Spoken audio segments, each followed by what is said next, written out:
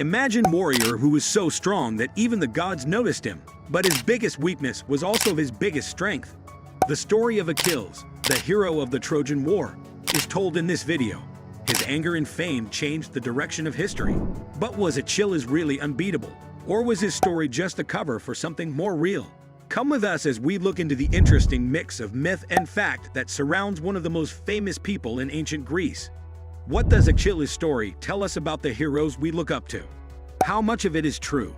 The Trojan War is one of the most famous events in Greek legend. It has been fascinating people for thousands of years. Achilles is at the center of the epic battle between the Greeks and the Trojans.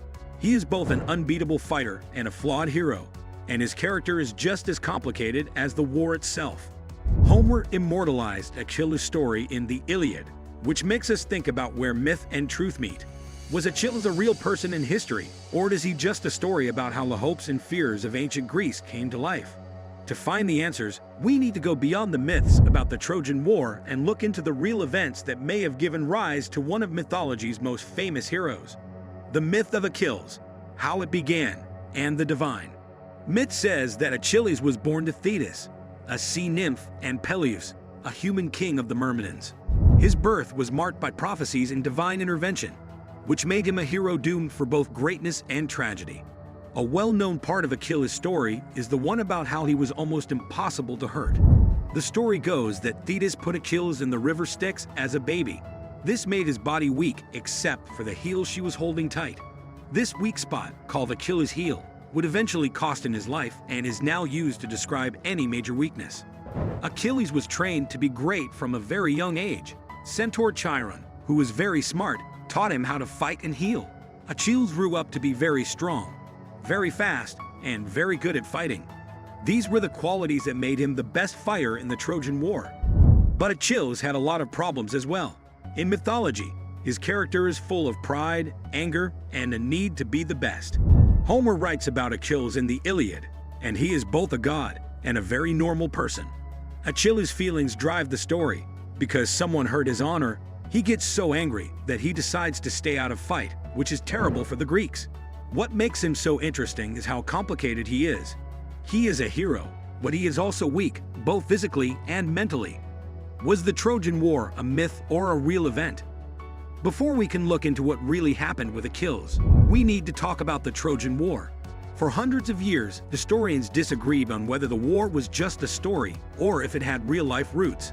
Classical stories about the Trojan War, like those by Homer and other authors, center on Paris, a prince of Troy, taking Helen, who was married to the Spartan king Menelaus.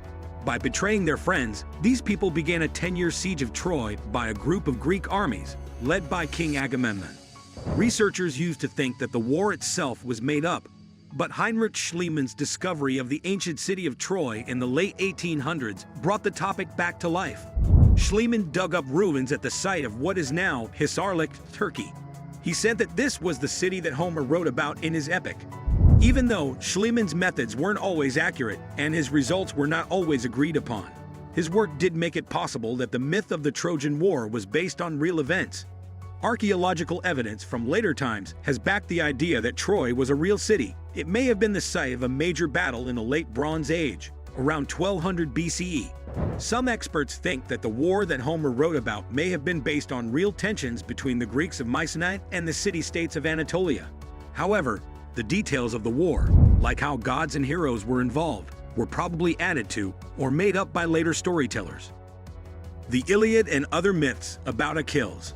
Achilles' part in the Trojan War is a big part of Homer's epic poem, the Iliad, which only covers a few months of the war's last year. The song doesn't start with Achilles' victories. It starts with him being angry. Briseis was a war prize that was given to Achilles. Agamemnon, who led the Greek army, took her. Achilles pulls out a fight because he feels betrayed, and the Greek army suffers without its best warrior. Achilles' anger is a big part of the Iliad. Hector, the prince of Troy, kills his close friend and partner Patroclus because he doesn't want to fight in the war. Achilles is furious about losing, so he goes back to fight and kills many Trojans in his quest to get back at Patroclus. In the end, Achilles fights Hector in a dramatic battle and kills him.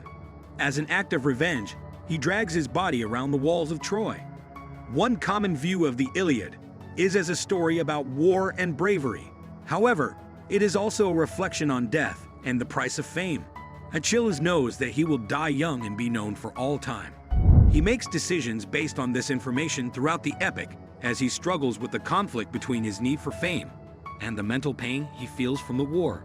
In times of sadness, like when he cries for Patroclus, or when he finally shows kindness to Hector's father, Priam, Achilles' humanity comes through.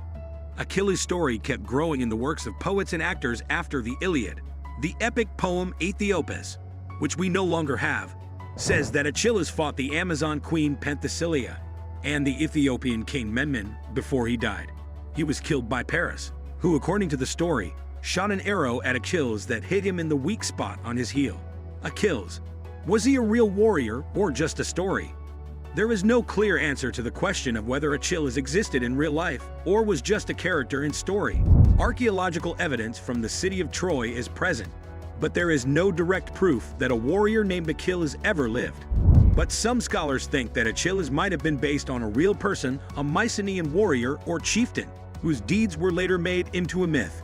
The Mycenaean civilization, which grew in Greece from 1600 to 1100 BCE in the Late Bronze Age, was known for its fighting way of life.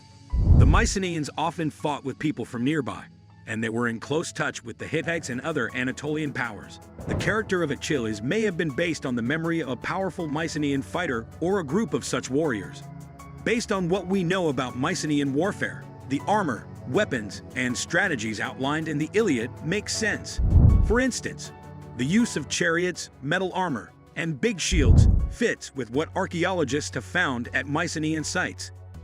Achilles' code of honor, which puts a lot of value on personal pride and fighting skill, is similar to the values of the Mycenaean warrior elite.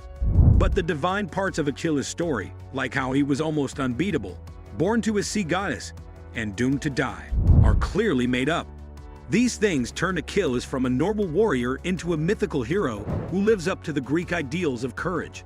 Achilles in the Iliad is the perfect example of a warrior. He is unbeatable in battle, but his feelings and weaknesses make him human. Achilles' legacy, from ancient times to the present. The story of Achilles has had a huge effect on Western society for hundreds of years, changing literature, art, and philosophy. People in ancient Greece looked up to Achilles as the best hero ever, or asterisk. Poetry, theater, and visual art all wrote about his brave actions, and ancient fighters who wanted to be brave like him went to his tomb to pray.